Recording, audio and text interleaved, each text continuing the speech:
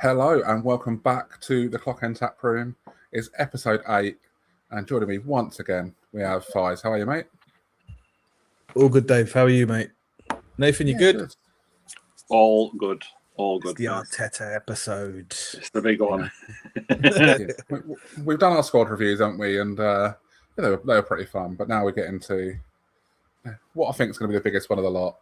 Probably the most disagreements from this group here, maybe compared to some of the others. I think we had a lot of consensus, didn't we? But I think here we're going to see some maybe some disagreement. Well, let's get straight into it.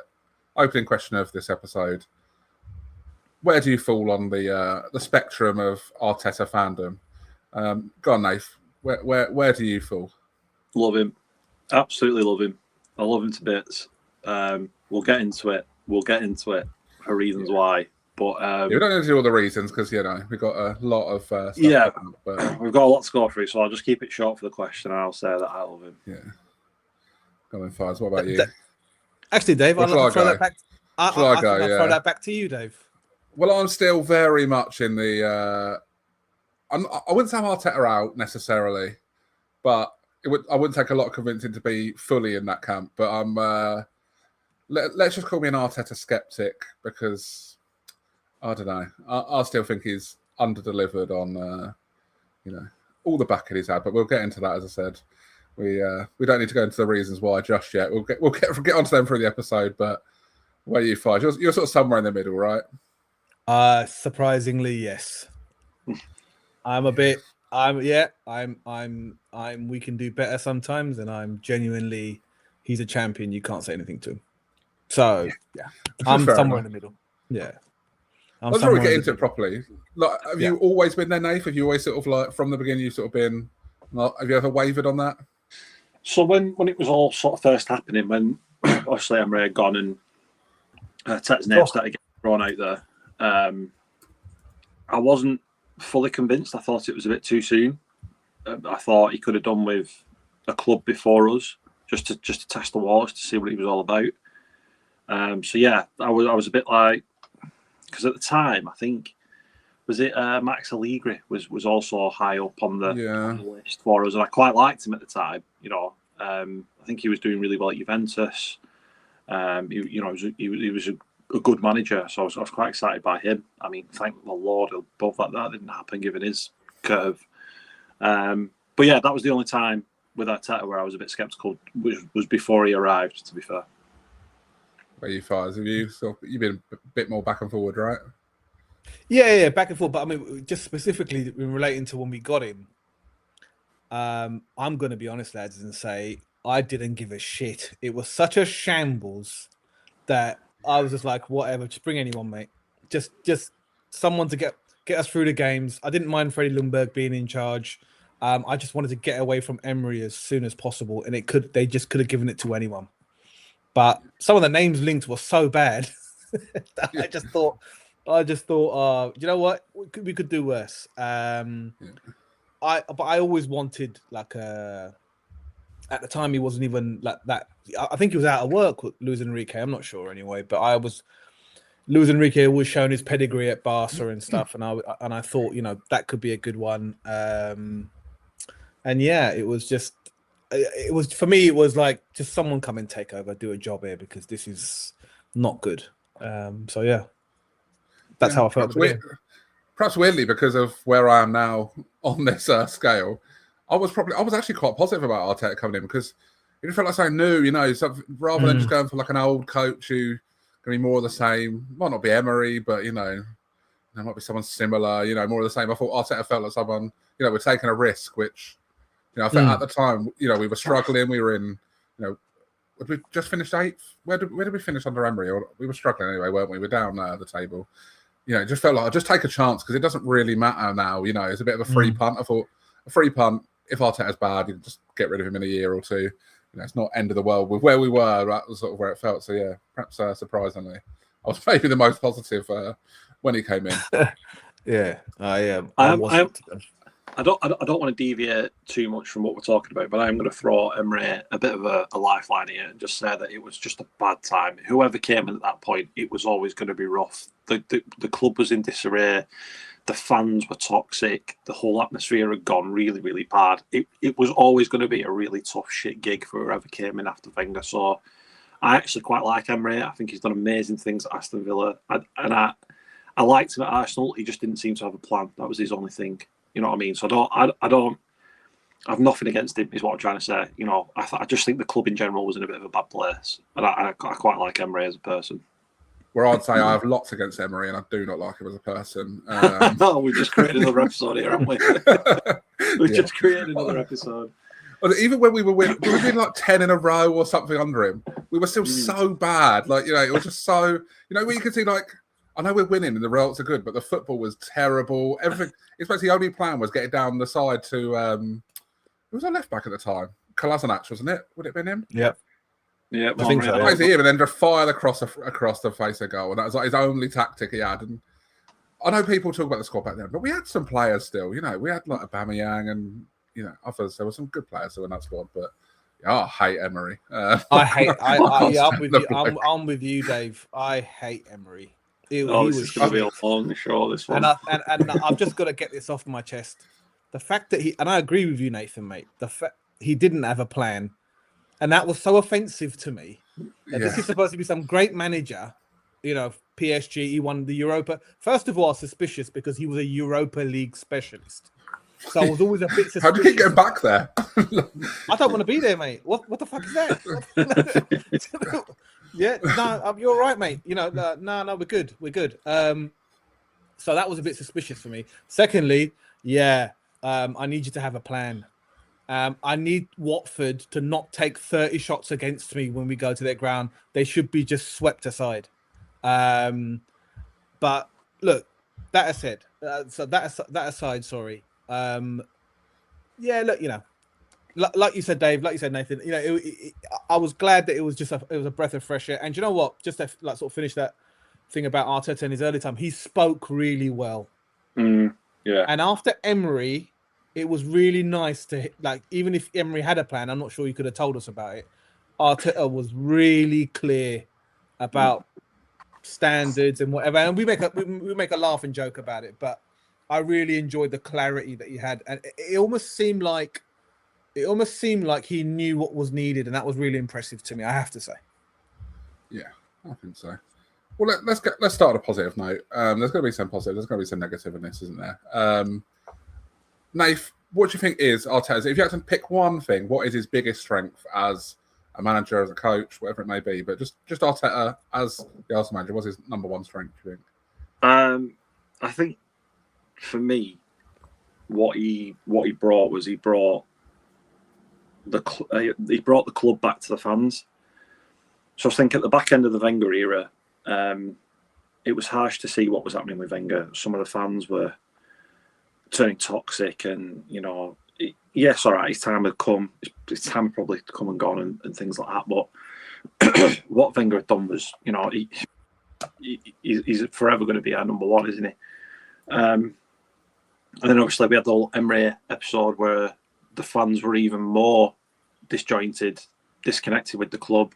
Yeah, a lot for me, that Emery era was when we've talked about that. I sort of lost my mind. I was going to say Emery era was a big part of that. Yeah, I was going to say, you know, we've spoken, you know, off the podcast. That was where you sort of walked away from it and was like, you know, I can't go through this anymore.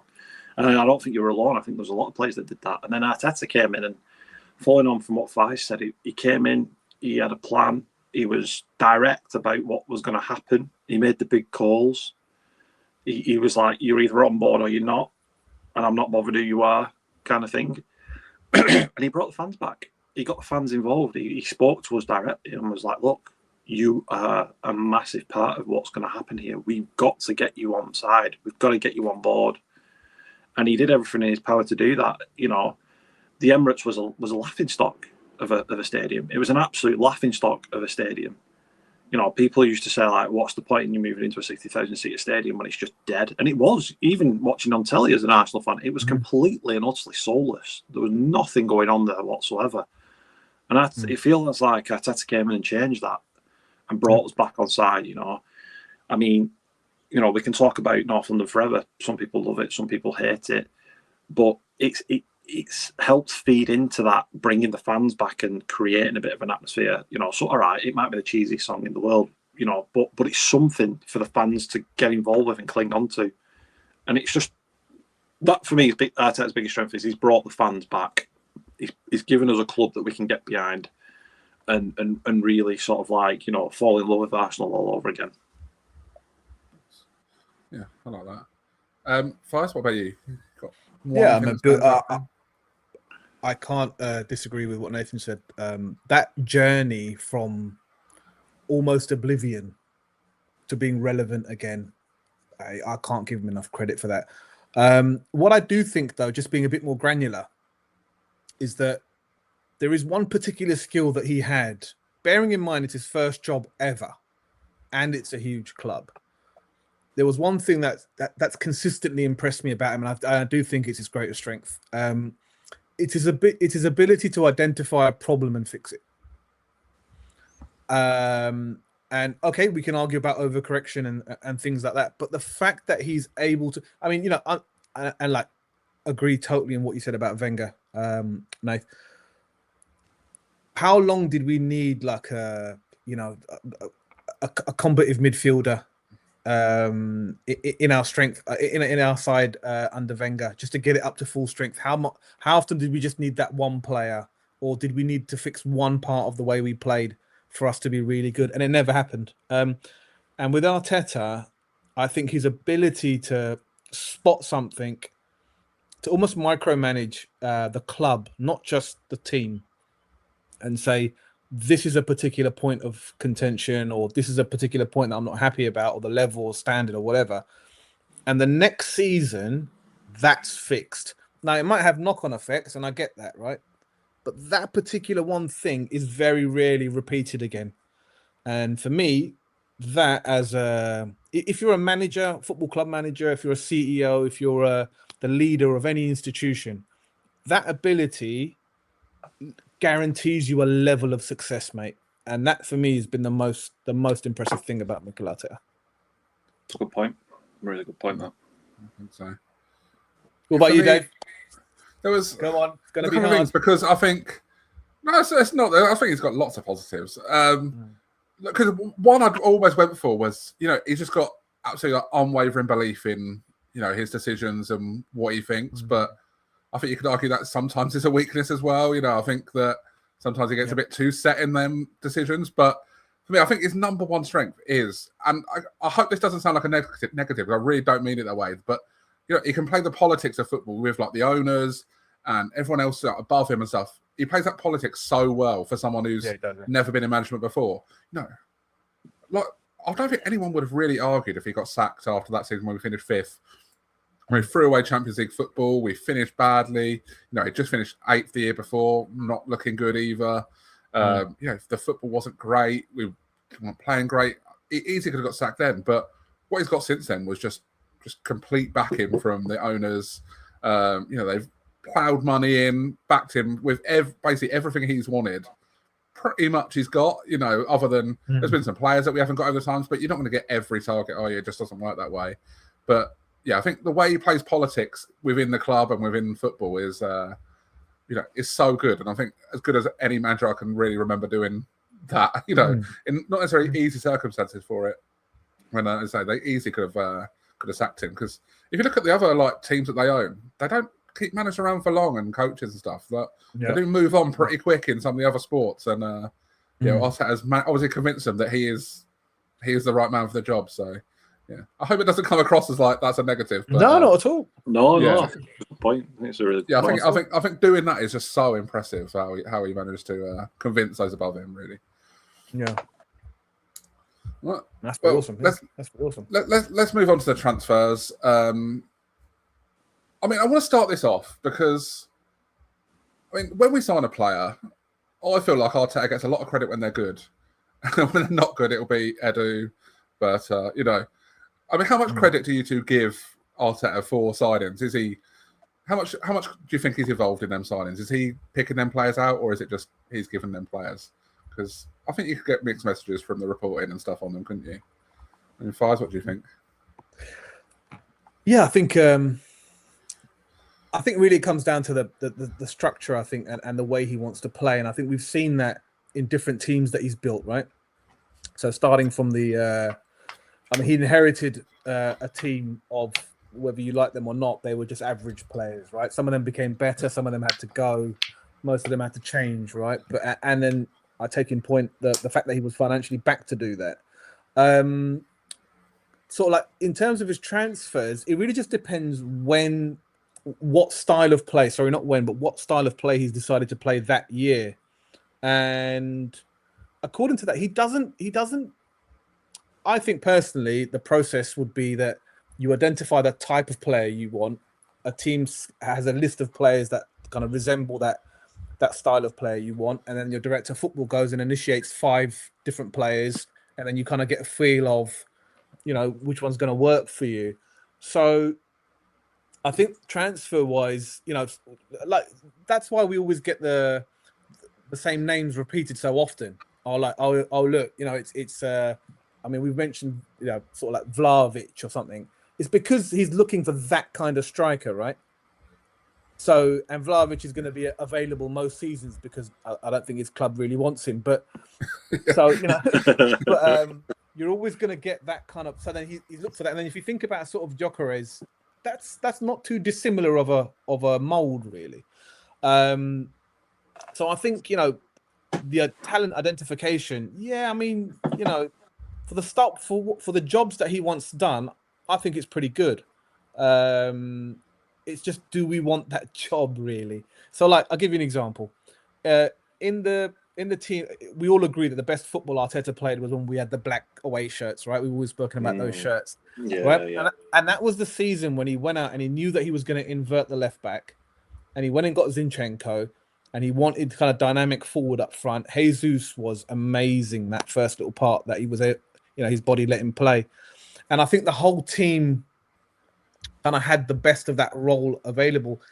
The next season, he's obviously learned something, tried to fix it, and now those players are redundant. So I can see why people say, "Oh, look, what are these players for then?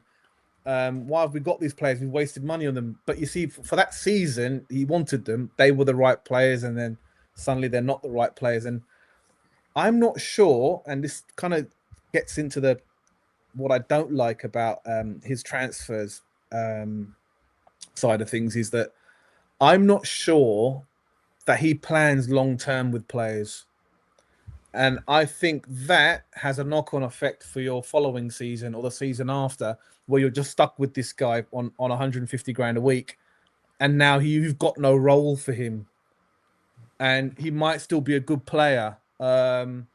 And then, the whole, and we can get into it another time, but basically we don't know how to sell players.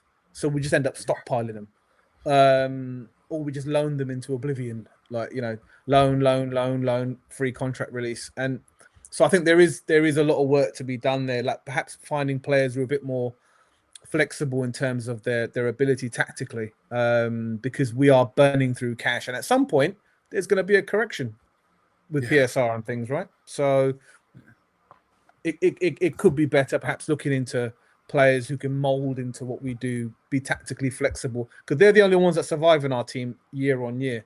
The rest of them, they're nowhere. And so, eventually there'll be a catch up with that. So, yeah, that's kind of my thoughts on it. I mean, do you think there is an issue with that, with maybe misidentifying players as well? How many players have we seen coming in over the years that, we heard that Havertz was bought to play the 8. We've heard, lots of different players that were bought to play a certain position and then doesn't work out there. They might have gone on to work somewhere else, in the team. Like Havertz, obviously, that one in particular, he's made 9 a role of his own, I guess. I think that is an issue. Yeah, I think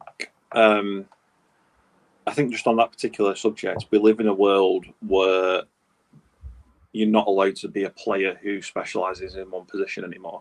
If you only play one position, you're dead in football, basically. Every player that gets signed these days, because of the squad size limit and just because of the way the game is now, you've got to play at least 3 or 4, and it's and that's probably a minimum. Do you know what I mean? If you're talking about a midfielder these days, you're talking about someone who can play 7, 11, 8, 6, and can drop into 4 or 5 as well. Do you know what I mean? That's the kind of player that you're looking at these days, and I'm not a fan of it.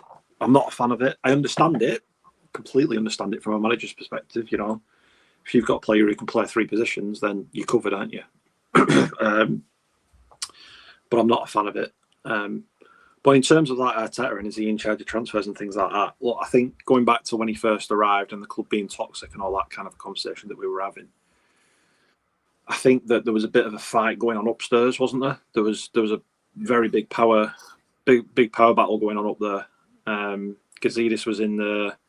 There was the guy who ended up at Spurs. He was knocking around and all that kind of stuff. There's just a lot of shit going on that was just distracting and kind of hampered transfers a little bit. I thought like, you know, if Arteta's not making these decisions, then the people above him are scrapping with each other about who should be signed. How's that going to help anybody?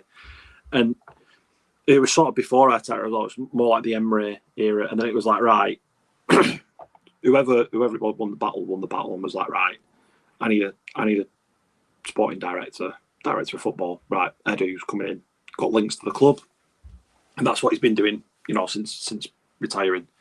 So he comes in, and them two sit down and have a conversation and go, right, what is Arsenal? What is going to be our brand? What are we going to do? What are we known for? What are we going to roll out? What's our blueprint? They decided on that, and they went, right, who's going to fit that as a manager? What managers out there at the moment are going to come and deliver that on the pitch for us? And they decided that Arteta was the man. And I have absolutely 100% confidence that was because he was coaching under Guardiola. You know, Guardiola at the time was the master. You've got a guy who's been, you know, learning at his knee for the last 2-3 years. Why not go and get that? If that's what fits the mould that was decided on. So you bring your manager in and it's like, right, those 3 can now sit down and go, right, we're all agreed that we're here to deliver this package as Arsenal Football Club. Now we need to start picking players who are going to deliver that. So I think there's a bit of a committee where it's not just one person picking those players.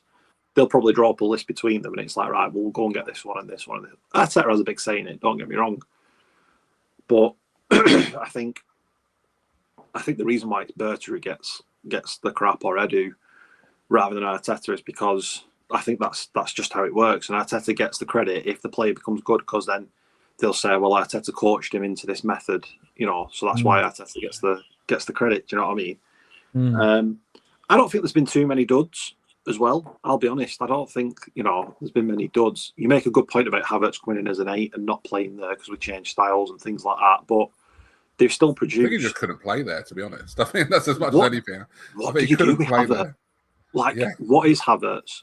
What is he? At the moment, he is a striker, and that's pretty much it, isn't it? Do you know what I mean? He falls into that category along with, you know, many other players. You know, I think we've discussed Mason Mount before. You know, I think there's a good player there, but he's just not got a position on a football pitch. That's the only thing holding him back. Kind of a similar situation with Havertz. Moreno falls into that category as well. What do you do with him? You know, I love him. I do like him. I think he's a really good player. I just have not got a clue what to do with him. But I think Fize made a good point, and I think Dave, you made the point as well, where he signs players for a situation that's happening right now, and it's like sticking your finger into a wall that's got a leak, and you put your finger in there, but the build-up's still coming, and then another hole appears up there.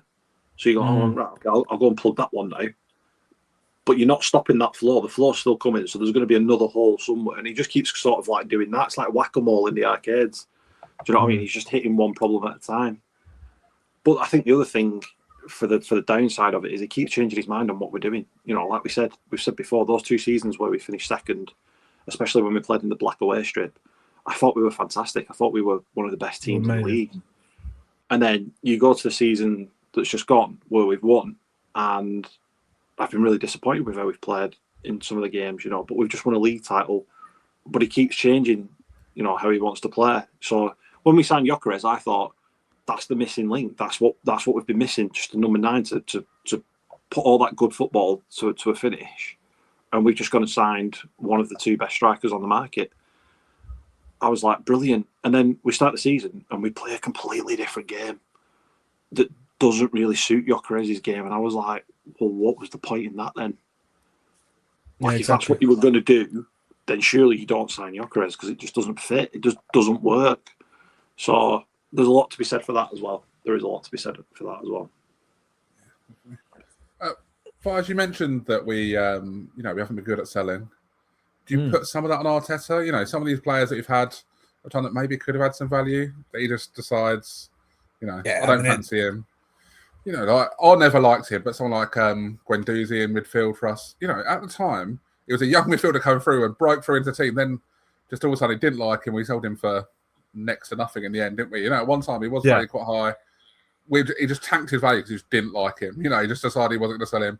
Aubameyang, we paid him to go elsewhere. Then I think a year later, he got sold to Chelsea, didn't he, for like a decent fee? There's lots of signings like that. Is that on Arteta, do you think, or is it Arteta's fault? Is it that the Arteta Edu's fault? Or is that fault for you? Yeah, no, I personally, I do think it's Arteta's fault. If you and not because I know of anything particular that he's done. Guendouzi's a prat. Yeah, right? yeah. He was one that comes to mind. I just remember. Yeah. I remember, he was highly rated at one stage, wasn't he? Like I hated 100%. him. I couldn't stand him in 100%. midfield. But I thought he was okay until he wasn't. But Aubameyang was clearly a quality player. Okay, you're a new manager. You can't trust him. He undermines you. No problem. Cool. Yes, but this is the problem, right?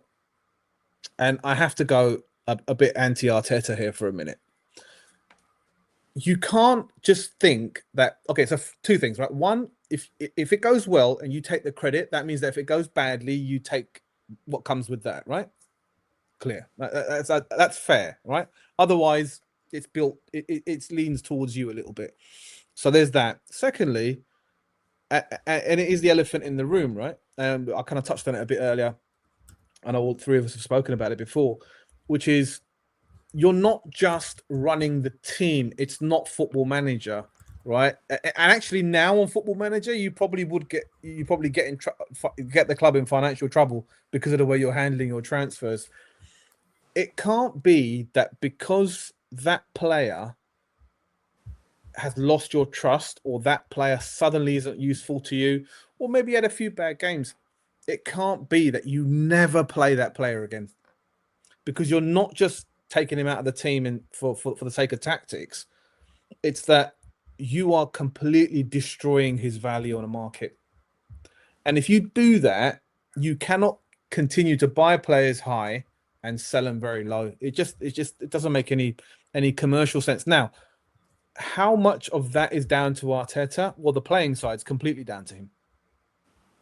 So, what I'm saying is there has to be a balance there. Someone has to speak to him. In some of the games that we've talked about before, when we're talking about our best players being overplayed, well, one solution is to not play them as much and rotate your squad and ask them to do what you want them to do. I'm not saying give them a chance or play them in important games. Of course not. You play your best players and that's that.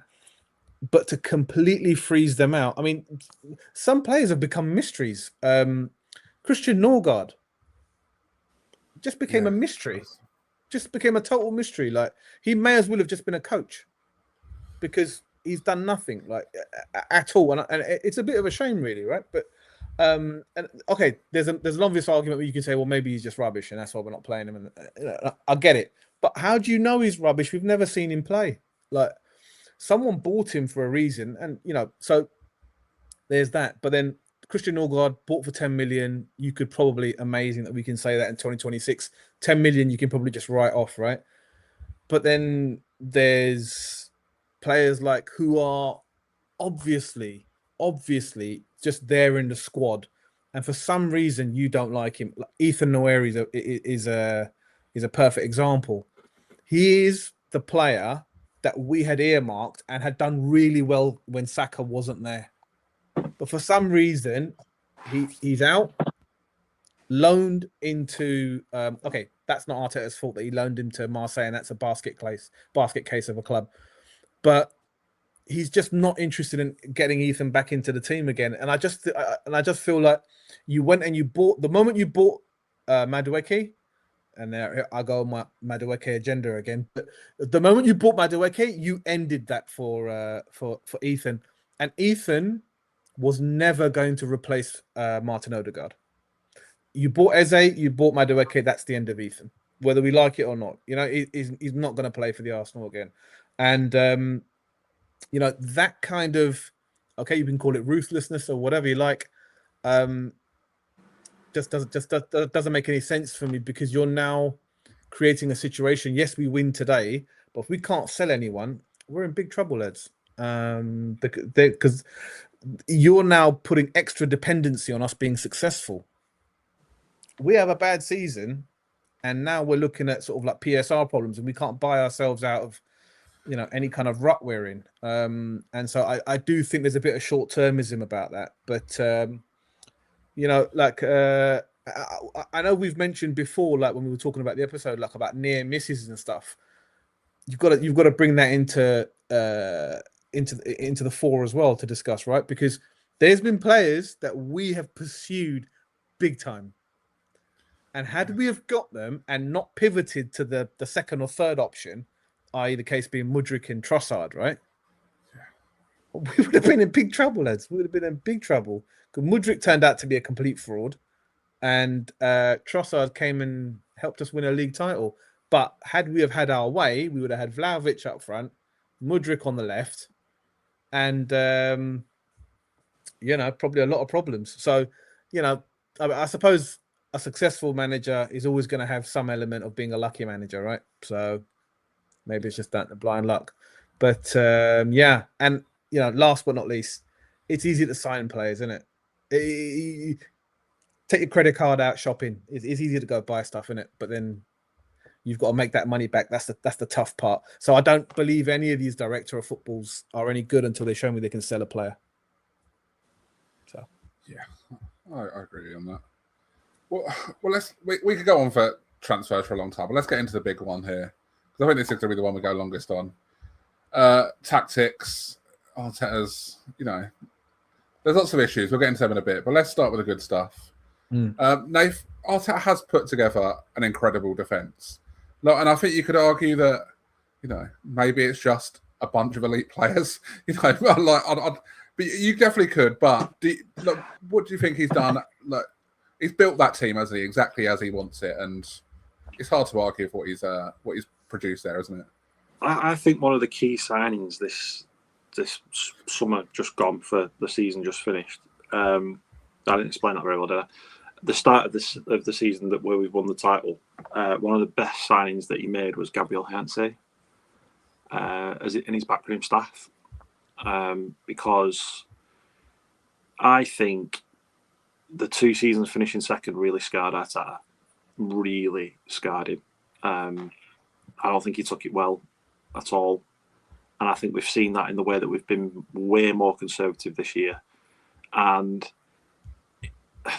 this is mad. This is a mad pivot, but it might not necessarily be a good thing in terms of wanting to see entertaining football, because he's played entertaining football, been pipped to the post twice, really got into his head about it. Then he switched to a defensive style and won the title. So is he now going to think, well, that's the way to do it? I mean, don't get me wrong. I think if you're going to win the title, you've got to have an unbelievable defence. And we have got an unbelievable defence. You know, we agreed in the last one, Gabriel and Saliba, the best centre-back pairing in the world for me. You know, as a twosome, there's no one comes close. I really, really liked Aaron Ramsdale. I thought he was a really good goalkeeper. I know he had a mistake in him. I know that, but I thought he was a very good goalkeeper. And I was surprised when Raya came in. I was like, I don't see this. I don't understand where this is coming from. And I've been proven massively wrong. Like, yeah, I was with you on that. Unbelievable signing that's been. That's a good point. You've got the two best central defenders in the world, and then you've just gone and put a brick wall behind them. Like, it's just a joke, an absolute joke. You look at the right back situation. Ben White, Saka and Odegaard going forward was absolutely brilliant. They were telepathic at one point, them three. Everything just went down that right-hand side and it worked every time. But you bring Ewan Timber in and all of a sudden we're just solid, way more solid, but we're still getting that magic down the right-hand side. I don't think it's been as good, but I think that's because we've been more defensive, and I think that's why Timber's come in. And then again, you look at the other side, Fize, you were saying that we brought in Zinchenko for the inverted left back weirdness. I was all for it. Someone who's gone and won league titles in England, and then you go and up it and go and bring in someone like Calafiori, who's just a brilliant out of the box Italian defender, and then back it up with Nkapie as well last season. Someone who's got that bit of a nastiness and a bit of South American about him. So yeah, I think tactics wise, I can see why he's done what he's done. I don't like it personally. I don't think it's the Arsenal way, but I think that's more because my era was the Wenger era, and I think my era and after me forget about the George Graham era and how successful that was. So it's still within the Arsenal DNA, isn't it? This defensive style of football. It's something that we've won titles with before. And the fact that Arteta has got the nous to go, I've tried Wenger ball and it's not really paid off how I wanted to. So I'm going to lean into our history again, and I'm going to go to the next successful period, which was George Graham. I'm going to go for that. I don't think this is coming to his thinking, but it's just what it feels like. You can make that argument, can't you? As I'm doing now, I'm making that argument that's his thought process. And I'd love to see a combination of two. I'd love next season somehow to still see that defensive steeliness, but just a little bit more, what's the word? A little bit more, not positivity, but a little bit more, what's the word I'm looking for? Adventure, a bit more risk. Just have because you've built that defence with that goalkeeper, you can afford to lean on that. I think, Dave, you said it in one of the other podcasts earlier on. We can lean into that talent, that absolute top tier defence that we've got. Not to mention we've got Deck that can just play everywhere. And if we say to him, just every now and then, just have a sit back and just chill. Zubamendi does it really well. Breaks up the play and things like that. Lewis Skelly came in the back end of the season and was doing it and driving forward. That risk, that was where that risk element came in a little bit, where it wasn't just Zubamendi winning the ball and passing it backwards. It was Skelly winning the ball and legging it 20 yards up the field and pushing everybody up with him. So we've got that security. Moreno can come in and do that job as well. He was doing it before Lewis Skelly and stuff like that. He was coming and just sitting in. It's probably not his best position to sit in there, but he can do it. So yeah, let's just have a little bit more risk, put a bit more trust in those players. I don't know how much of the build up to the England game you watched against Panama, but obviously all the panel, don't get me wrong, Gary Neville does my head in. But I think sometimes when he actually talks tactics rather than trying to make clips for the Sky Sports Twitter or whatever, he actually does talk some sense. And I think it was him, Keane, and I think Wright in the build up.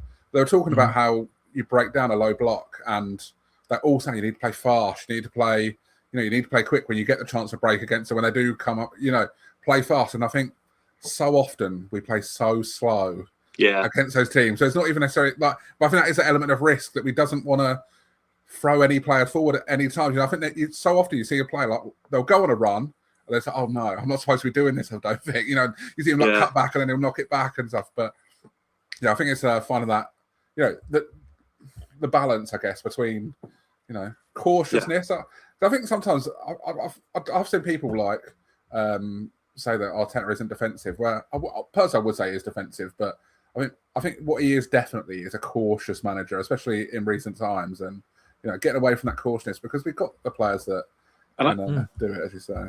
I think that goes back to those 2 second place finishes and being the Nearly men. I think that genuinely is where the cautiousness comes from. Is that he doesn't want to give away those leads that we were doing, all those little silly individual mistakes and the red cards and all that kind of stuff. I think it's all well and good having a plan where you just knock it around the back, trying to encourage those low blocks to come and get the ball off you. But a lot of them teams don't care. That's what they're in that low block because they want you to play that ball on the halfway line between your centre backs. They're happy for that to happen all day long. And it's just having that nous to go, these guys aren't interested in playing, so we're going to have to go and break them down. We're going to have to be the ones that go and do something and take that risk. Someone said to me the other week, just hit it from 30 yards. You don't see any long-range goals anymore, and it's because managers don't want to give up possession. They don't want to give the ball away. But if you're not doing anything with the ball, hit it from 30 yards. If it hits someone on the arse and goes to one of your players, you've just broke through that low block. All right, it's a massive piece of luck. You're not playing for that. But it creates that little bit of chaos, that little bit of havoc that breaks that low block, and they go, oh shit, the ball's in our low block. What do we do? We need to, what do we do? They brought the lines. Yeah, to go and do that. Just have a go. You never know. You might put one in top corner. In which case it's great, isn't it? It's a bit like golfing, isn't it? I mean, Dave, this is your absolute forte, golf, isn't it? If you can smash a hole in one, it saves all the stress of trying to lay it up on the fairway, doesn't it? Do you know what I mean? I'm not saying you can do that every time. That's absolute nonsense. But what I'm saying is sometimes when you're trying to lay it up and you're putting it in the pond every 10 minutes, what do? Hit it at the pin. Forget all the tactics of golf. Aim for the pin. Just that's what you do, isn't it? And then see where the ball lies. So why not do that in football? Hit it from 30 yards, see what happens. Yeah, I think sometimes in an Arteta team, it's always control for the sake of control. You're not. Yeah. There's no point having control if you've got no threat with it. If you've got control, where the opponent basically wants you to. And I think it goes back a couple of years now, but that PSG semi-final, a lot of people come out of that saying, "Oh, we were in control of the game," but PSG were happy to let us have the ball because they knew we had no real threat. Yeah. We played that game as PSG wanted to play it, the second leg. And although we probably had more chances than them, they were fine with what was happening. They had no issues. You didn't see you didn't see them trying to change it up for them. They just played.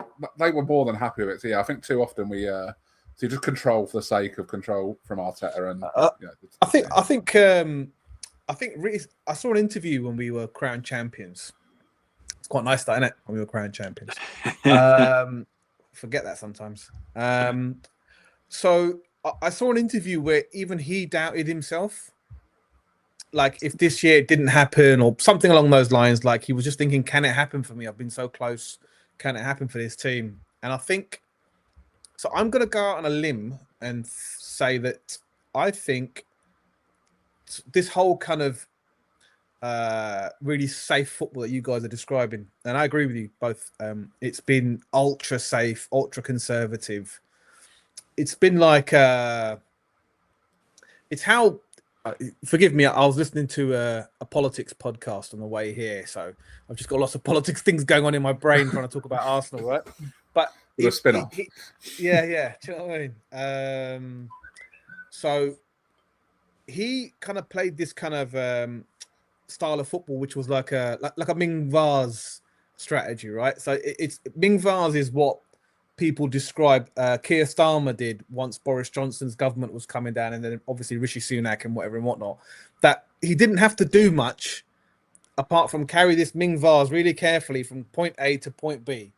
And I think our whole season has been it's been very careful in terms of what we've done. In the beginning part of the season, we went after teams and, we got some really good results away from home, right?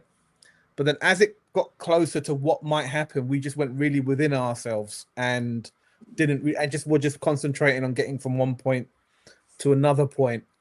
I think, was it last year or the year before? I think the year before probably. And we blasted like 15 wins out of like 17 games and we didn't win the league. I think we smashed West Ham 5-1 at their ground.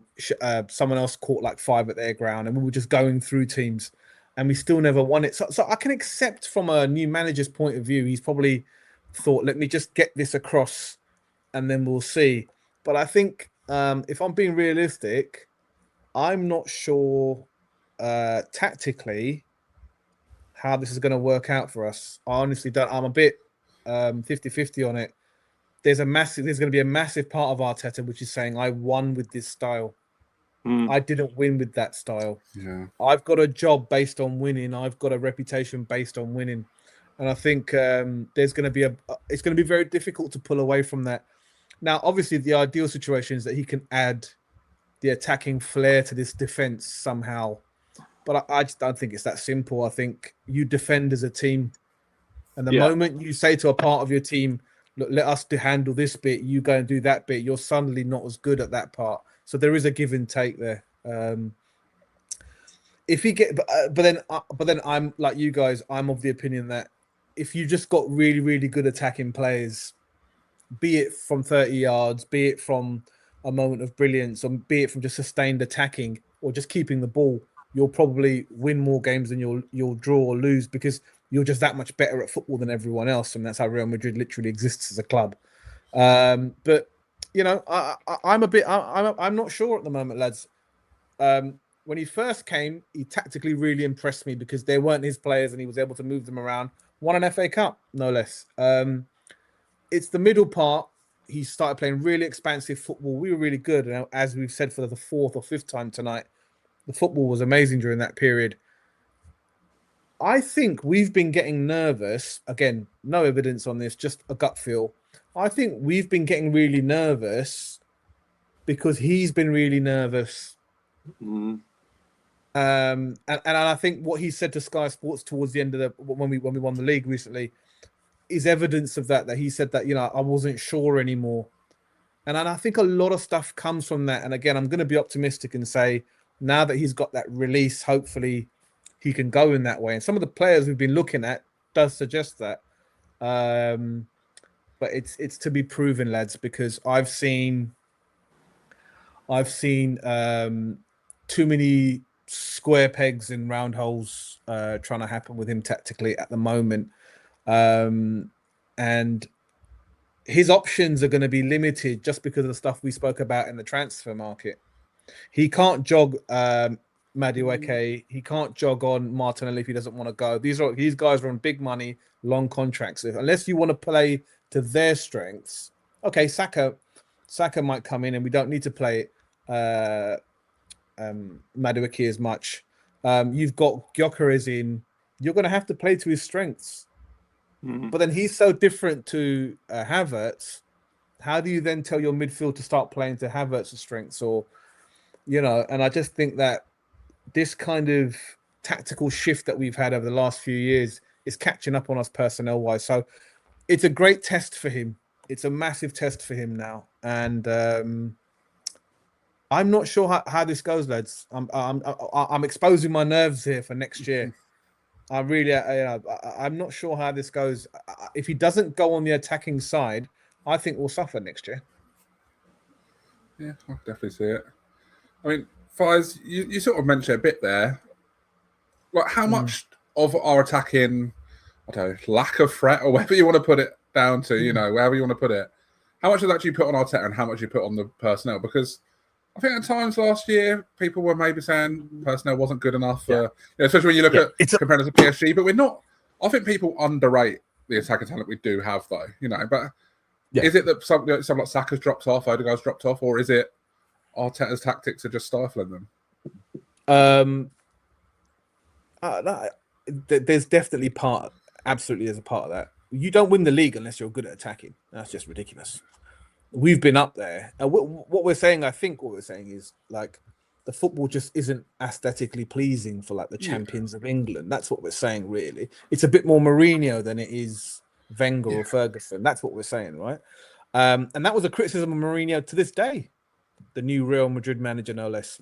So, and within 2 months, they'll be saying that about him at the Bernabeu, that this football wasn't going to do anything. Look, I think it is from Arteta, one, and it's going to affect anybody, lads. If you lose your best player in Saka, and then you lose your captain in Odegaard, and these are all offensive players, right? And they're not going down to small injuries. They're going down to real sort of ones that break down your mechanics, and you've got to rebuild up again, like tendons and cartilages and muscles. But I think it's down to him. I don't think, he had a choice to play certain players. I know, Dave, you've been a great sort of advocate of playing Martinelli up front if you're short of a striker sort of thing. Just doesn't want to do it. Just doesn't want to deviate from what how he thinks that should be played. So I think it's completely from him, mate. And I think there has to, knowing Arteta, he doesn't really repeat things the next season. And I think, regardless of it actually us scoring quite a few goals, I don't think we were bad in front of goal. It's just the way we played was a bit towards the end. Like I said, it was that. They came in bunches, thing, right? Though, didn't they? I think that was the thing. We had games where we scored like 5 or something, but then lots of games where we just scraped by with 1 or maybe. We just didn't need to, mate. I just think we were playing the long game this year.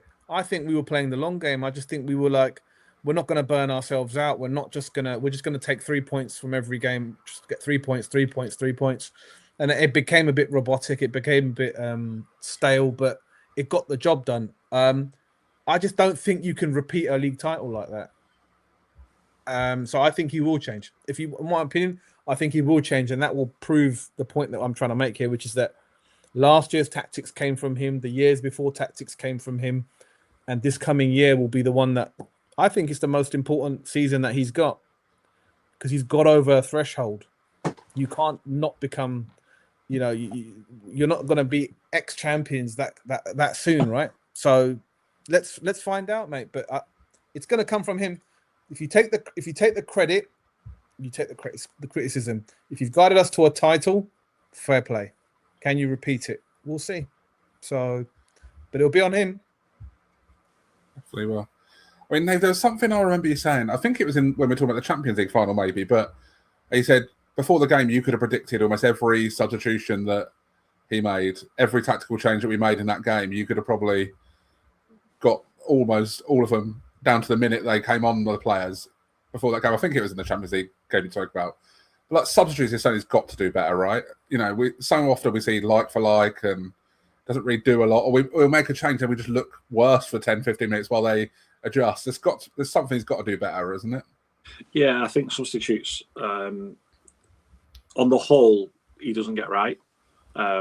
He's had his moments, don't get me wrong, where it's changed the game, and I think the one that we'll all remember is Max Diamond coming on against Everton. There was just nothing in that game. We were hanging on a little bit. There was no creativity whatsoever, and he put all his faith in Max Diamond, and we all know how that turned out. So it's not all the time, but yeah, I think sometimes it is a bit like for like. It's like, and I get it, I do get it. It's a resting players kind of thing, isn't it? It's like, right, okay, he's had so many minutes, so I need to bring him off because I've got a Champions League game on Tuesday night. We're playing on the Sunday tea time, so I do understand the like for like. I do get it, but I think what we're talking about here is in the games where there's been no creativity whatsoever, and he's not made a substitute to try and change something on the pitch. Like you said, Dave, it's just a like for like switch. It's like, right, well, that's not going to change anything. That player's going to have the same problems that the player coming off has just had, because you're not changing how things are, you're not changing the build-up, you're not changing the direction of attack or anything like that. You just, like you said, going like for like. So what's the point other than saving legs? And again, there's reasons for that. Of course there is. It's a long season. You're playing, Sunday, Tuesday, Saturday, Wednesday, especially in the early part of the season when the Carabao Cup's going on and all that silly nonsense. So there is rhyme and reason to it, but in them games where you need a change, it's not a change for a change's sake. It's a change of tactic, direction, and things like that. When he's brought Havertz on for Gyökeres or the other way around, we've not changed style, but as all three of us have just said, they're two completely different players. So how can you not change the style when you swap them two around and expect there to be a different result? It just doesn't make sense. Do you know what I mean? So, yeah, I think it is something that he's definitely got to sharpen up on. But I think one question that came to mind while you two were talking, and you made some fantastic points in all of that, both of you. When we won the league title, was it relief or was it joy? Yeah, that's a great question. I'll tell you right now, I was relieved. Yeah, I was relieved, so relieved. We got over the line, and I think what Fize was saying is completely true. Arteta had got it into his head, just get over the line, and that interview that he gave definitely fed into that as well. It was like, it kind of felt like I'm telling you now, those 2 seasons where he finished second, it really bothered him, massively, mentally bothered him completely. And I think him saying that in that interview where he said, like, am I ever going to do it? Is it going to happen again? I think that did seep into the team. It really did. There were a lot of times where we panicked. We were very panicky in some of them games where we were clinging on, and we're looking at it going, God, we've drawn another game. Mate, we lose them games where we finish second. We lose them games. So them points were actually massive looking back now. But at the time I was like, fuck's sake, we've got another draw. Draws aren't enough. There's just not enough. It's not good enough. So I definitely buy into Arteta was completely rattled by finishing second twice and all that kind of conversation. Hopefully, as Fize was saying, we can't do that again next season. We just can't. I don't think just from a point of view of, I don't think my heart could take that anymore. Like those last 5 games. I'm not doing it. Season, those last 5 games were horrific. Everyone was coming to me like, "Oh, you're going to do it. You're going to do it." I was like, "We're not. I'm telling you right now, we're not going to win this league if it carries on. If there'd have been another 3 or 4 games to play, we don't win the league. We don't. We genuinely don't do it. If it goes to Palace, we don't win that game. I was just about to say, I'd have hated to see how our players handled that last game if we really needed to win. Yeah, exactly. They would have been a wreck, wouldn't they? It'd have been awful. I don't think any of I'd have been dead. That. Yeah, I honestly, I'd have been the same. Like that West Ham game genuinely nearly finished me off. I couldn't do it after that. And I'd said to a few, we've all got the football WhatsApp groups with our mates and stuff, haven't we? And I said in all of them, I said, if we don't win it this year, I don't know if I can keep going with this. And it's such a stupid thing to say, really, because we're finishing second, we're in the final of the Champions League. You look at teams like Tottenham, what they're going through. You look at what West Ham have gone through this season. You look at where Leicester are now. Look at what their fans have had to go through. You go further down the football pyramid. There's horror stories all the way down. So to be finishing second and finishing in the Champions League final and saying you're not going to carry on watching football afterwards because it's disappointing, it's chalk and cheese, isn't it? But when that's your situation of your football club, you just you get caught up in it, don't you? I think next season he's got a license to go for it because we've got the monkey off our back. The trophy is there. Arteta has finally got that justification behind him being a good manager. He's won a Premier League title. You might think it's ugly. You might think it's taken too long. You might think that everybody else was crap, so it was ours to win anyway. When you open up any history book, when you go onto any history website, football history website, all of them arguments will not be there. It will say 2025, 2026, Arsenal. That's all that matters. Manager, Mikel Arteta. None of the rest of it matters. It doesn't matter. It's exactly the same thing with Manchester City and the 115 charges. If that comes to pass, it doesn't matter because in the history books it will say Manchester City, Pep Guardiola. And that's what will be remembered. It doesn't matter how it was done. That's what will be remembered. It's a good comparison. You know what I mean? It's at the end of the day, we are champions, and that's fantastic. And there's nothing, and you can't underestimate what that's done for the squad, done for the manager. Since we're talking about it, and takes you to an absolutely different level, right? Yeah, which is the hope. Which is the hope. Yeah. The hope is that it changes players' mentality. They'll play without that burden. Obviously, as champions, we will have that target on our back to carry. But all the crap that we've had to go through to get there, I think it'll be a little bit of freedom as well. It's like, but we've done it. We've done this. We can do this. So let's go and do it. Let's go do it again and again and again and again. Not even, and that's before you even get into, and this might be me being very pessimistic, but I don't think the league will be as difficult as it was last year. I think there's too many unknown quantities. Don't get me wrong. Some of these teams are going to come from, Man City might actually just bounce back straight away. Microscope might come in and it'll just click. Same for Areola at Liverpool. If he can take his Bournemouth form to Liverpool with better players, they could be absolutely formidable.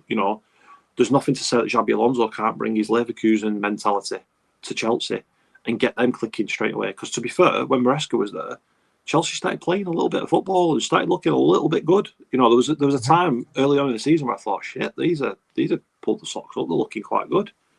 Parma was flying. The goals were going in. They just look really good. So, not for 1 second am I saying that it's going to be a cakewalk. It's absolutely not. It never is.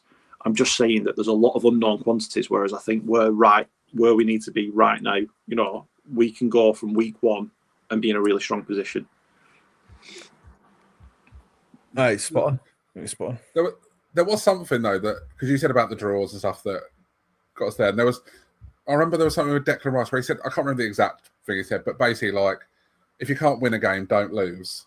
And people loved that at the time. I absolutely hated it because if you play 2 games and you win 1 and lose 1 or draw both, you're better off of winning 1 because you know 3 points rather than 2. And I do understand, you know, if you don't want to lose any game, obviously, but I think it was more just that thing of sort of like it really summed up that Arteta thing, and it was obviously something that had been drilled into him. You know, that wasn't. I don't think that was Declan Rice just doing that saying that off his own back. You know, that to me felt like something that the squad as a whole really did have in mind, and I think it was something that really did sum up how we play as well at times. Where you know, just you know, don't ever risk it. But yeah, that was just when you were saying about the draws, it just reminded me of that really.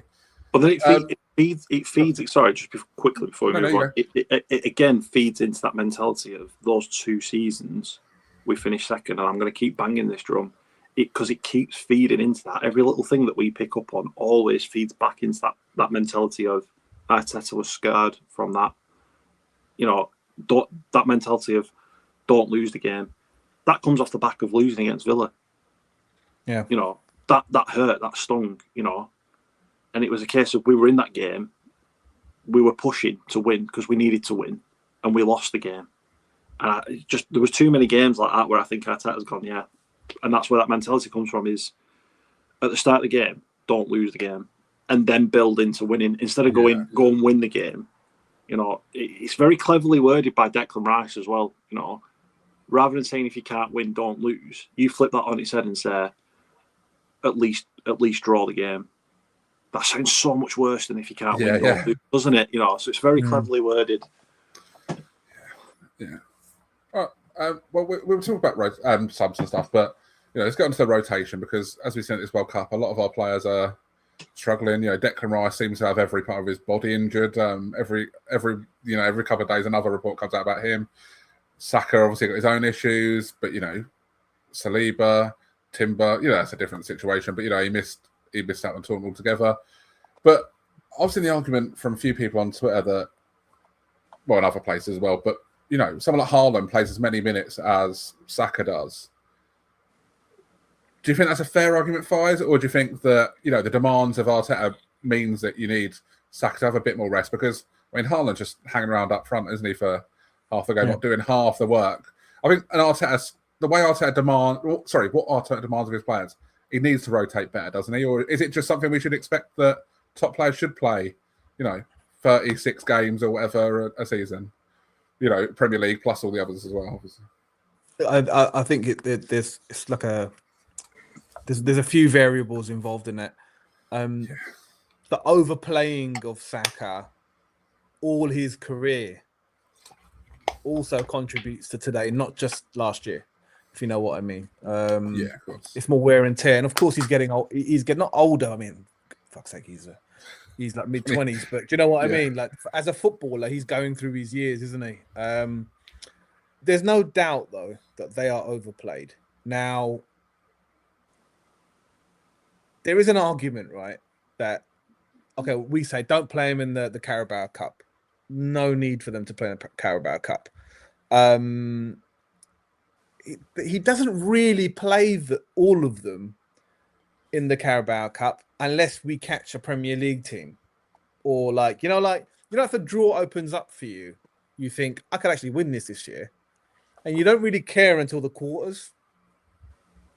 It's the game before the quarters that bother me with him. That he's not playing. He's playing players in form to win the game. I get it, but we don't care. Like, this is not worth the ag later on with the players. But look, I mean, there is an argument to be made. I'm being fair here, because I am one of the people that thinks that he overplays Bukayo, overplays Declan, overplays the centre backs, right? So I do think that there is part of that which is his fault. I'm really hoping, it's just going back to what Nathan was saying, that part of this was the nervousness of not having won anything, and that all kind of reaching a blockage where he had to just push through and win something. I really hope that's part of that.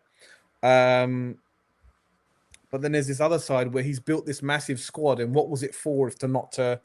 The only rotation I saw in our squad was when the player we want to play there was knackered. And I don't know, man.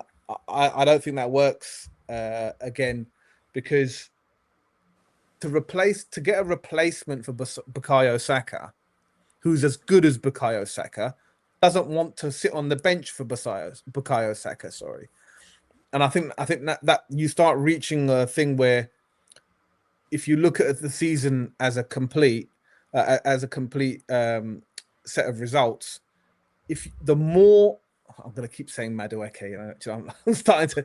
He's going to be well upset with me, man. But the more you play Madueke than Saka, the more the worse your season is going to be.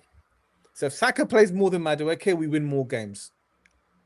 The opposite means we lose. Now repeat that for every position, and if we have to play our, let's just say for argument's sake, our B team more than our A team, we're going to struggle, right? So he's got to find a balance there. Not overplaying Rice when you've gone and bought someone like Norgard just doesn't make any sense. Like, why did you buy him? What's the point of him? Yeah. The point of a Norgard is surely that he's, a professional. You're buying him as like a veteran player who can come in and, like, you scouted him. Putting it, do a job. Like he's a Premier League player, Premier League proven. He's not going to throw a game away for you. Basically, what Jorginho was before for us, wasn't it? Professional. Yeah, exactly. So you scouted him. So you knew what you bought him for a purpose. Yeah. We've not seen that purpose, and even when there was injuries, like, he wouldn't come in. I think he's made more appearances at centre back than he has at in central midfield. So, like, look, just going back to the sort of the rotation side of things, he could do better. And all these things that we're discussing, they're all interlinked, right? So you've got this kind of situation where the transfer policy is linked to the rotation, and maybe he hasn't got as many good options because he's not done that well in the transfer market, or maybe the players that he wanted weren't available, so he's had to last minute go and get Norgard. So we don't really know the whole sort of context behind it, but just as a general concept, yeah, he 100% has to rotate more. 100%. Otherwise, we're going to get robbed of these players. Declan, Bukayo, William Saliba. That's three of our best players. Some would argue our best players. I would. All three of them are playing in the World Cup right now, basically managing pain. I mean, do you think anyone would be unhappy if Arteta come up before the season and said, Rice, Saliba, whoever else it might be, they're not going to play a single minute of Carabao Cup or FA Cup football, and we're going to give Downman a chance, and whoever it may be? Do you think any fan would argue with that? Like, I think most would be happy, wouldn't they? No, that would be, that's how champions would defend their title. They would show through rotation that we're only here for the big cups, lads. We're not here for this little stuff. That's how champions would do it. Have you guys ever seen? The only team that I've ever seen do that, and unfortunately now, in making my point, I'm realizing we resemble them more than anyone else, was Mourinho's team. They wanted to win everything. They were the only team I've never seen rotate in the what would have been the Carling Cup. But then they had their transfer policy was to buy two of the best players in each position in the world. I saw Mourinho do it. He said, right, I've got, someone and someone on the right back closed, left back closed, and he'd be picking those players, left wing closed, Damien Duff, Ian Robben closed. But and I think I really hope we don't become Mourinho's Chelsea. Honestly, I really hope we don't. But I wouldn't mind the trophy haul. That was quite good. It's weird you say that, because I often think that Arteta is quite Mourinho. He loves playing on the them against us type thing, doesn't he? He loves, no one believes in us, that type of stuff. And I don't know. Yeah. I've always felt with Mourinho, he's always got like a real shelf life where the players will buy in to a certain point and then it dies. I really felt like Arteta was, if we hadn't won the league this year, then I feel like his time and maybe come, because it would be a lot harder next year, wouldn't it? If we had thrown away the league as well, to get everyone coming back for that, when he's turning on the light bulbs and changing room or whatever it is, all that nonsense. Getting all buying into that is a lot harder when you fall behind, isn't it? Yeah. I mean, Nath, let's move on to some other little bits. He's obviously got a lot of power at this club. Do you think that's a good thing that the manager, has? It feels like he is in charge, doesn't it, of everything? Do you think that is a good thing, or do you think that is sort of, it's not necessarily how a lot of these modern clubs work? I know we've got a director of football, but it still feels like Arteta is, the man, isn't it? Well, I'll prove this for you. In fact, I'll let you prove it for yourself. Let us talk about some of the best teams and best managers. So let's go to Barcelona and Pep Guardiola. For me, the best club team I've ever seen in my life. The Champions League final against Manchester United when they won 3-1. I've never seen a team dismantle another team of that quality, and United were quality at that time, by the way. They were peak. Manchester United got obliterated into pieces in that game. Even Sir Alex Ferguson was like, I've genuinely no idea what you want me to do against that. Yep. He'd never seen Sir Alex Ferguson like that before. Pep Guardiola was running Barcelona, wasn't he? He was running Barcelona. He was the man. Yep. Okay. Let's talk about his great adversary, Jose Mourinho, who we've just talked about at Chelsea. Jose Mourinho was running Chelsea, Yep. From top to bottom, okay?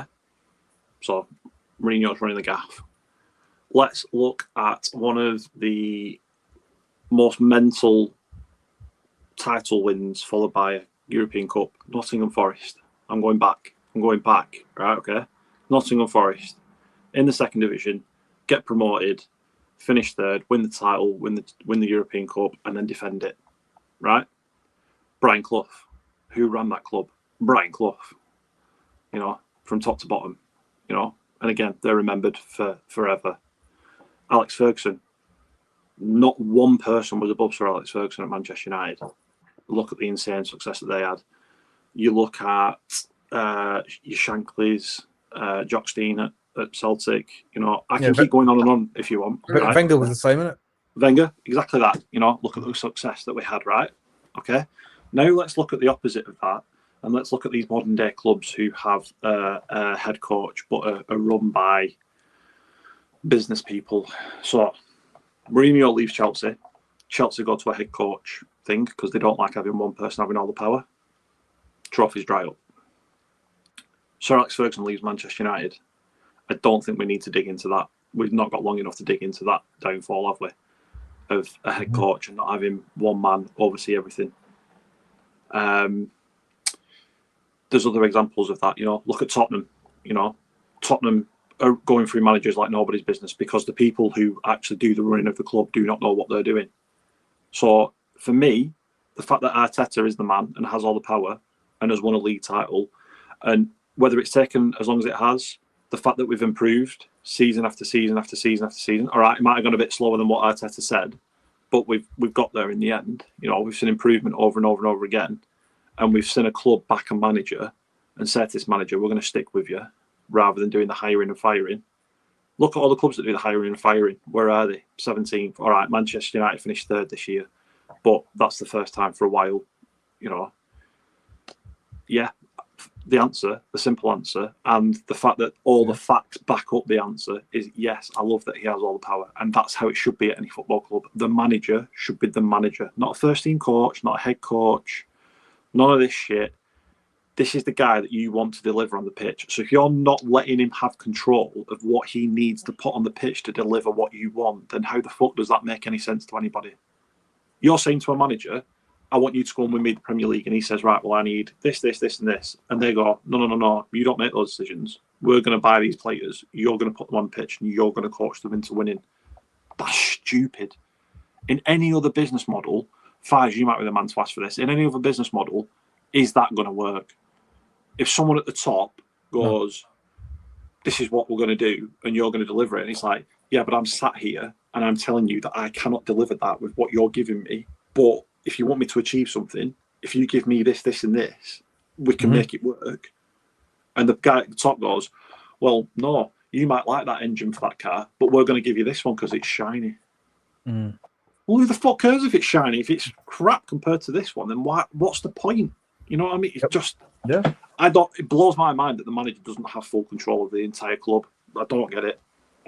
Obviously, he's got to work within the budget, and obviously that comes from the people putting the money in, But after that, total control, give it to the manager. History proves that it works, and history proves that it doesn't work when the manager doesn't have that input. I mean, you make a good point. I mean, the successful ones work in that way. I think out of all the clubs in the league, and I'm going to kind of go off the point here a little bit, but only one can win it, right? So only one club out of 20 odd has the ability to say we won. Everyone else has got like differing goals, and some of them to stay up. As an organization, I get it if they, for example, say, let's have a team that organizes things together. Why? Because if you have a single point of failure in anything, if something happens to that higher, that particular person, the whole thing falls apart. Wenger, Ferguson. So they kind of plan it from that perspective. I get it. But for success, which is to build on something, once you've got stability, you want to build on that, right? That should be down to the manager, because in terms of what you want to be able to say, okay, there's a vision, there's the sort of journey. How do I realize that vision through your help and whatever? And you can kind of agree those terms. But do I want Arteta to sort of have the final say on everything? Yeah. But he doesn't get everything right. So I'm going to disagree a little bit here, insofar as that if he gets everything right, give it to him. He's a champion now. He's earned the right to be in control of everything. If he was getting stuff wrong, and for example, I'll go back to the selling of players, right? Maybe not all his fault. But if we're not doing that part right, that has a long-term problem. That has a long-term effect for us, which is negative. I'm not sure you should have that in your sort of decision making, because that's not being done right. And I must admit, some of it is pre-Arteta. We've not been able to sell a player since Alex Oxlade-Chamberlain was like our last good sale, 35 million. So we've got a record, which is insane. Right. So we've got to be getting something right at the front end of like performance, because it's not catching up with us. So maybe there's some room for improvement there. But I think we've got to look at it in the reality of today. And this goes back to tactics, and this goes back to transfers. It goes back to sort of man management and all the stuff we've discussed today. He's a champion.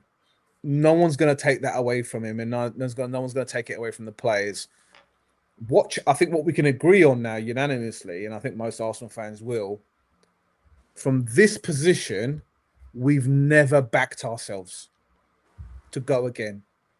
We've either thought we've got magnificent teams and we only need little tweaks. We've seen that with Wenger. Wenger trusted last year. Arteta doesn't strike me as a person that trusts last year's team to go again, because he's already thought of how he wants to play next year. So I think he's earned it.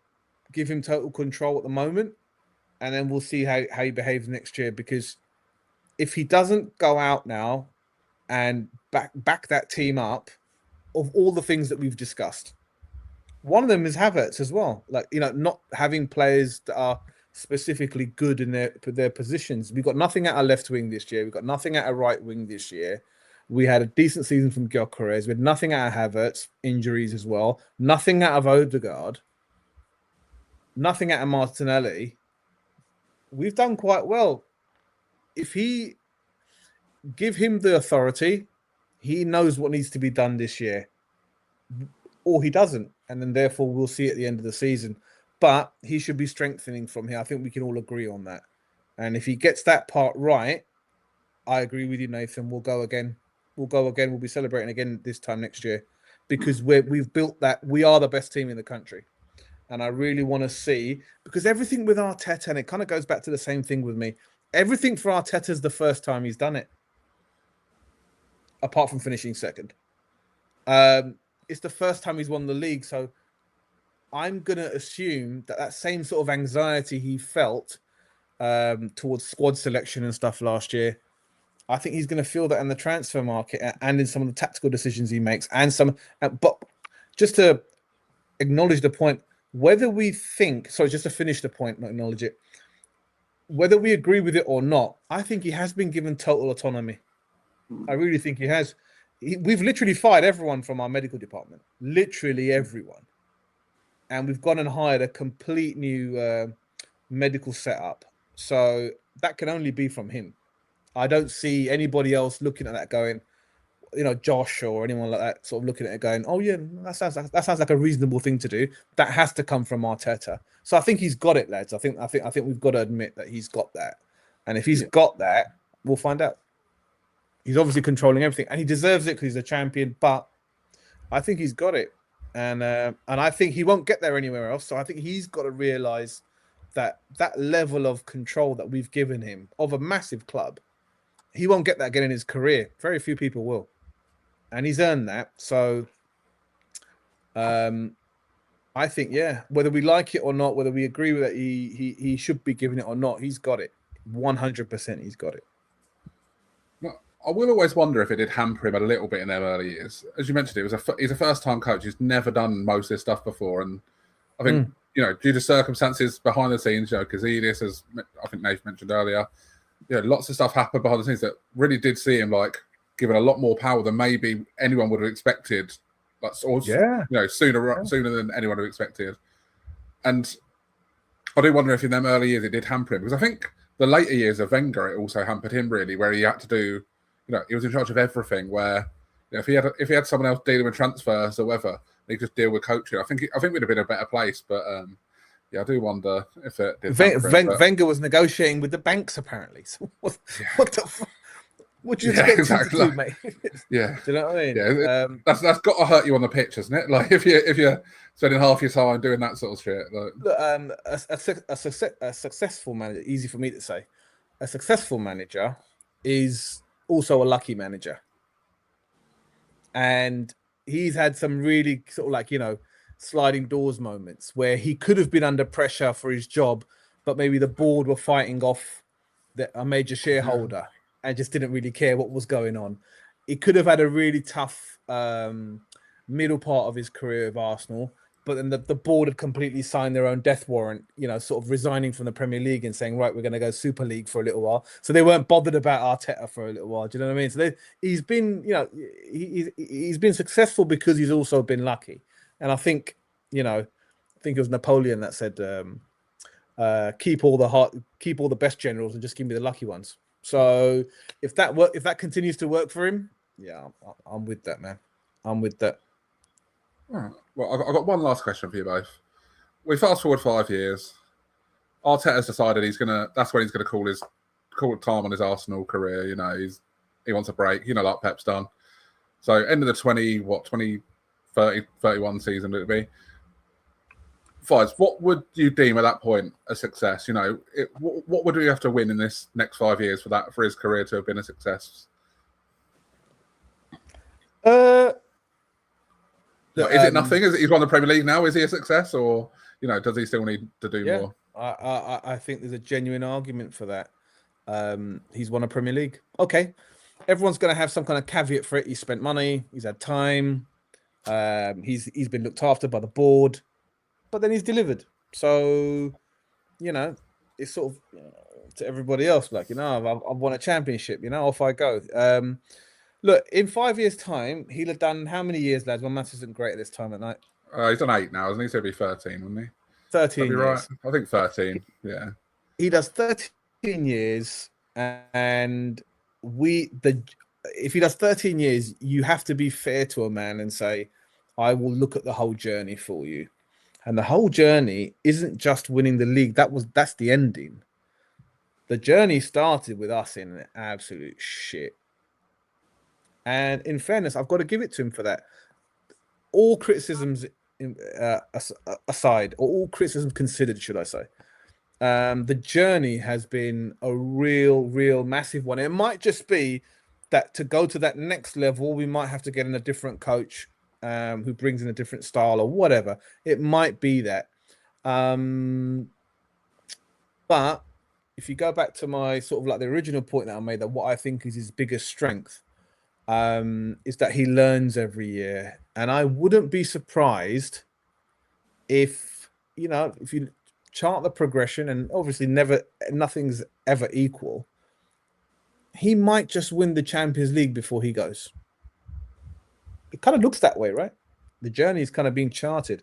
And if he does that, he deserves a rest. Because he'd have been one of the best managers we've ever seen in our club. And whether we continue to disagree, I mean, right, you guys are sort of like started supporting Arsenal during the Wenger years, the early Wenger years and stuff like that, right? So there's some mates of mine who are older than me, and they have supported Arsenal longer, sort of pre-Wenger years, than they have done post-Wenger or during Wenger years, right? And they don't have that affinity to Arsene Wenger. They don't have the kind of like adoration that people perhaps like me or perhaps like you guys would, definitely like you guys who have that kind of love for Wenger. And so like with Arteta, you're always going to get people that like maybe from our generation or the ones before who are like, yeah, cool, whatever, mate. And so he's always going to have his detractors, but you are never going to be able to say to him that you weren't a champion. You're just not. You're just not. And I think that carries more weight than any criticism that you can get. Havertz is a signing that kind of landed on its feet. He's been lucky. He's been backed. He's made mistakes. He's done all of that because it's his first job, or because maybe he's just got a different attitude with people. I don't know. Maybe he's wasted some talent. Actually, no, he's definitely wasted some talents. But he's a champion. Had he have not been, this is a different conversation. But he is. He's a champion. Like I'm a champion. Like you're a champion. Just because we support this club, we're champions by proxy. And like I said, if you take the criticism, you take the credit, and vice versa. So yeah, in 5 years' time, where do I see him? I think he wins us a Champions League and then says, you know what, I'm going to take a break before I go to a different club or a different city, because the man speaks about 12 different languages. So I could imagine that he's thinking, done it. Let me ask you a question. Do both of you think, had he have won the Champions League, he would have quit this year? I don't think so. No. I just don't think there's any other, unless he want to take a break anyway. But I don't think there's any other club where he'll have a better situation than what he's got at Arsenal. In terms of control and all that sort of stuff. I think that's the big thing that Arsenal give him. I think it's a lot closer than you think. But again, speculation. Who knows? I think it's a lot closer than we think. I think because he revealed so much when he won that I didn't realize that he was going through so much turmoil. That had he have done that, he may have just said, taking a break. Definitely a possibility. Anyway, he wins us the Champions League, lads. Look forward to it. What about 5 years' time? What's a successful Arteta era? I think at the moment he will go down as a club legend. If he finished right now, he would be a legend. First league title in 22 years. That's what George Graham delivered. That's what Arsene Wenger delivered. Do you know what I mean? And they're legends. So, if you're going off history, he's already a legend. It goes deeper for me. I think Fize touched on it. I think where we were when he took over to where we are now.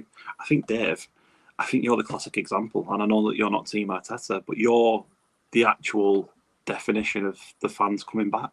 And that's Arteta. That's Mikel Arteta that's done that. Do you know what I mean? As hard as that might be to admit, it's Arteta that's brought those fans back. So that's why for me he will be a legend, because he brought us back to the club. He made us relevant again. We're back at Europe's top table. We're back in the top 2, not just the top 4. Forget trophies and things like that. We've spoken about it with players where, I've said before, I can't stand stats because they hide so much. And don't show enough of what you can't see. I think, the Champions League is there to be won. I think we can do it. And I'm going to say it's because it's because he's taken us up to that level where we can win the Champions League, but also I think the other teams have dropped as well. Let's not be naive to not think that that's not helping our chances in the Champions League. The Real Madrids, the Barcelonas, the Milan teams have dropped off from what they used to be. So there's that sort of balancing act there. If he won the Champions League, I'm not going to go as far as to say he will, because I'm just not that kind of person. But if he does win a Champions League, that's immortality. That is immortality within Arsenal, because nobody has done that. No one. Yep. Yeah. That at any club, by the way, as well, at any club, if you deliver a European Cup, well, the European Cup, you are immortal forever. You will be remembered forever. No matter what else has gone on, you will be remembered forever. So if he delivers that, then we no longer have this question, do we? It's not even a conversation. But that's if he delivers it. If you're asking me right now, if it ended in 5 years' time and this is all we have, what a moment to have. What a summer that we've had. Do you know what I mean? It's been unbelievable. Yeah, Can't so, deny. Yeah, well, By you, Dave. I don't want to end it on a downer, but I mean, if he went 5 years without winning anything else, and he had 13 years, and all he delivered was one Premier League and an FA Cup, with a squad that wasn't really his, but that is what it is. But if you sort of discount that FA Cup a bit, and basically just won Premier League in 13 years with all the backing he's had, I think that'd be a disappointment, really. Because I'll always wonder how many managers could do the same job as he's done if they had the same backing. And as I said, part of why he's got that backing is because what I said earlier, where he is so good at the politics of things, and he's found a way to be the Kroenke's man, I guess, and get that backing. But I don't know. I'll always wonder if if maybe we had sacked him at the end of that season when he finished 5th, maybe we'd have won more. Maybe we wouldn't have. I honestly don't know. But if we had gone out and done the same stuff, everything else, all the other transfers, then if Ancelotti come in for a few years and then I don't know, we had someone else, we easily could have won the league a couple more times. I don't know, but I think he still has to win something more. I still think he's got something to prove personally. But he'll always be a champion, but without winning something else, I think he'll be a bit of a go down like a one-hit wonder. He's I don't know, but I don't know what I should have gone first on that one really. So you two could have ended a bit more of a high, but I don't know. I think he's for me the jury's still out. I still think he's got a lot to prove. So yeah, I mean it's being the intermediate one in between both of you. Should we do this then, lads? If he wins it again this year, Dave, will you accept that he's a bit more than what you've described him just then? It really depends on the circumstances. Because if you can't caveat everything, mate, you got. Well, no, but if City get like a 15-point deduction or whatever it might be, and then Liverpool don't do anything much with a new manager, they deserve it. Well, no, but in the same way, I think one of the biggest things he's done, and again, it probably should have been in that first question we did, is that he's raised the floor of Arsenal. I'm not sure he's raised the ceiling not that much, but I think the floor is always there. And true. We're never going to have that disaster season under him, I don't think, anymore. Yeah. And so, if it was another league title like this year, then I don't think it changes a great deal for me. Assuming everyone else is a bit shit, because I think that was a big thing this year. I think a lot of other teams were really bad. Yeah. I think City were as bad as they've been maybe under Guardiola the whole time. Yeah.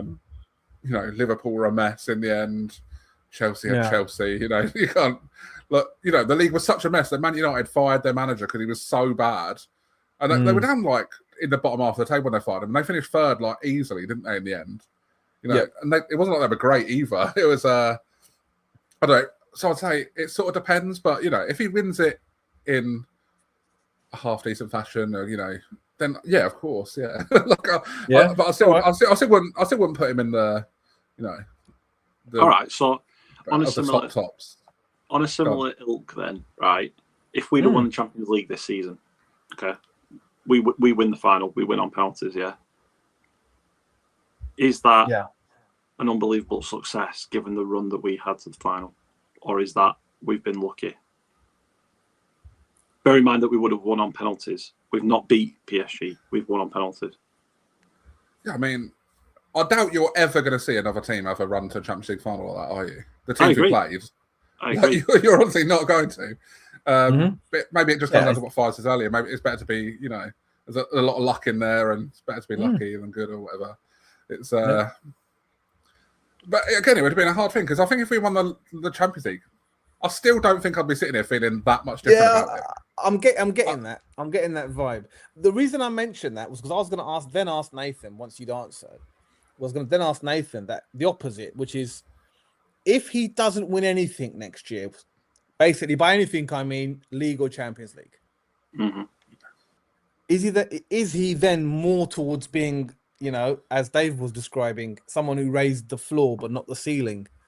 And maybe we can go. Would you then have a doubt or something that thinks, well, if we got someone else, could we go? Is there a level to go to?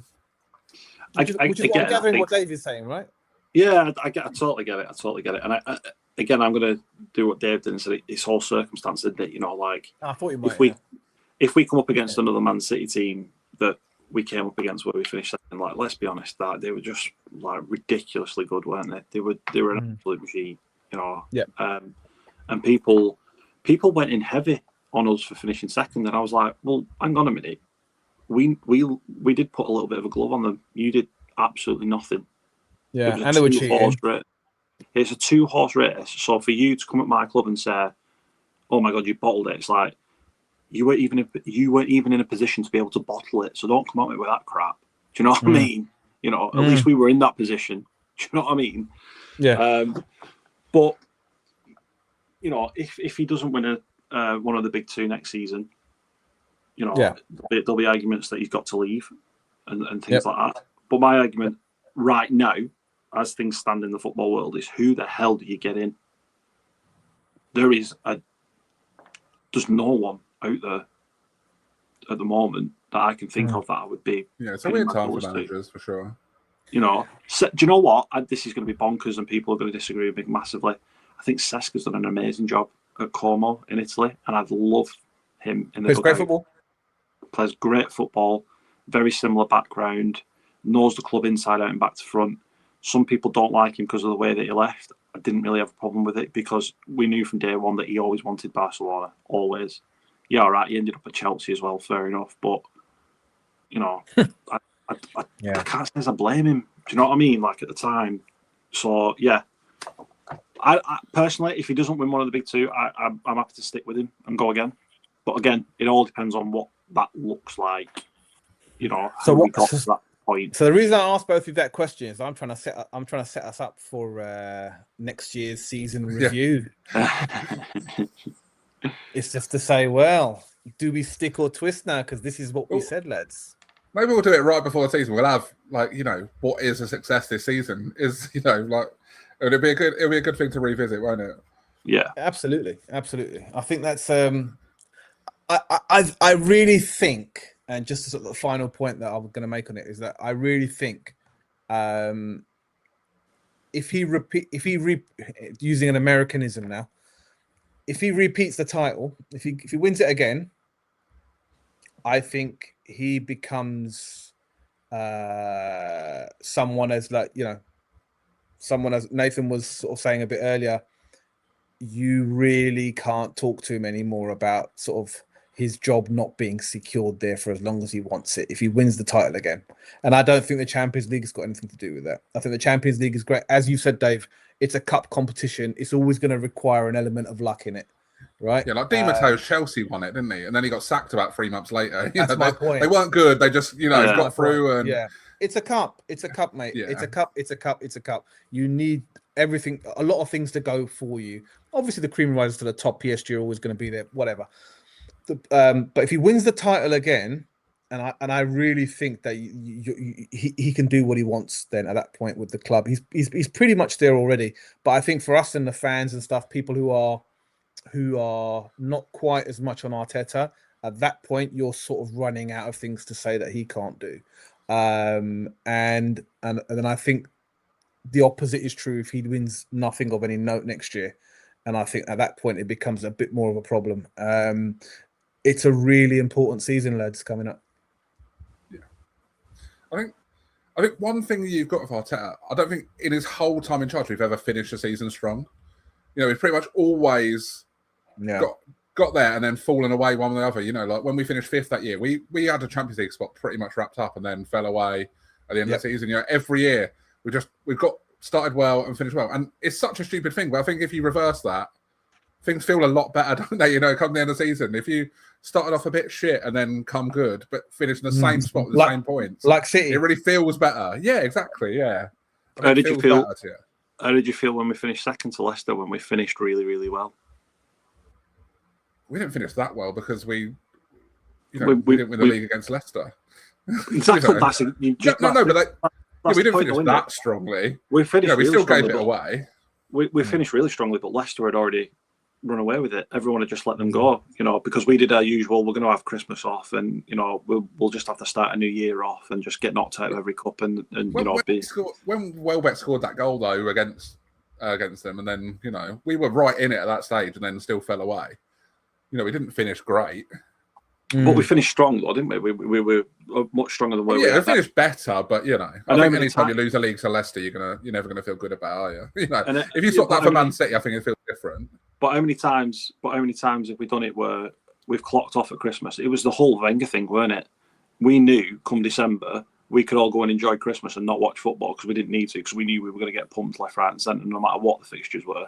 We were going to get knocked out of the Champions League by Bayern Munich or Barcelona. November. Yeah, January. we were going to get knocked out of the FA Cup in sort of February time, you know, and then we'd gloriously lose in the Carabao Cup somewhere along the line, and then we'd go on a mad streak up to about April, and then we'd go, right, well, we can't really win anything now, so we'll just sack it off. So we've been there, haven't we? Where we've had the crap and then finished strong and still not going anywhere near it. Yeah, but I just think going into the next season, I still think you feel, you know, the end of the season it feels a bit better if you've, you know, finished on a high almost, even if you haven't won something. But you know, coming from behind feels better, I think, at times. You know, I think you can accept second when you've been in fourth or something, then got there, rather than been in first and then dropped away. I think it's just a bit easier to handle that way. I just think it's more annoying because it's like, why have you not done this like 3 months earlier? Like, what's the point in doing it in April? It's fucking pointless now, isn't it, lads? You know, well done. You've managed to just go on a run and finish second with no pressure on you. Well, congratulations. What if you'd have pulled your finger out in December? We'd have just won the league. It's more frustrating. I get your point. I see where you're coming from, but for me, I'm on the other side of that argument. I just think, why leave it till then to switch it on and you know, be the glorious runners up? It's just mad. We did it in the Champions League. We go and get pumped 5-1 in Germany, and then win 4-1 in London. It's like, well, what's the fucking point in that? Yeah, all right, we've just won 4-1, but you've just been dick 5-0. Let's not get carried away with that. It's like, oh, Arsenal, fantastic performance, but unfortunately they get knocked out in the round of 16 again. It's like, well, glorious failure. Yeah, glorious failure. It's just shite, isn't it? Yeah, but I don't know. Glorious failure feels a bit like better than miserable failure. You know, when you're 9 points clear and then it definitely is. The bottom line is, it's still failure, isn't it? It's still failure. Whether you want to cut it, doesn't matter whether you do it at the start of the season, the end of the season, the middle of the season. Yeah. You still fucked it, aren't you? and that's why I'm Arteta out. Thanks for joining me on that side. No. Right. Well, so what we're saying is we're going to judge it when he leaves. Is that what we're saying? I think you have to do with any situation, don't you? You know, I think that's established that, right? Yeah. When it ends, we'll sit there and go, right, was this good or not? Okay. Yeah, absolutely. I can live with that. The answer is yes, it was. Yeah. And hopefully we'll still be doing this when he does go in, you know, 6 months. No, yeah, we'll be long gone before he does. We may have to just even come back to it and say, look, a time capsule, and come back to it, like, which is all decaying and stuff, and going, oh, he was all right, or do you know what a fucking waste of time. 1 league title and £1 billion spent. But probably a couple of billion by then, wasn't it, as well? Yeah, exactly. But absolutely worth it. Like I said, lads, that's why I think it's a really important season, because again, the expectations higher, and I think that's something we miss about we miss in some of our conversations about Arteta. We talk about the fact that he's going to behave differently, transfer wise, tactics wise, all this and that. What about the fans? The fans want to do another electric slide around the Emirates. You know, we want to have barbecues outside again. We want to have that day again. If it doesn't come, do you know how much bollocks we've given to all of the other fans in the league? Do you know how we've literally pulled everyone's pants down for the last 35 or 39 days or whatever it is? Do you know how bad we're going to get it back if we have a really shit season?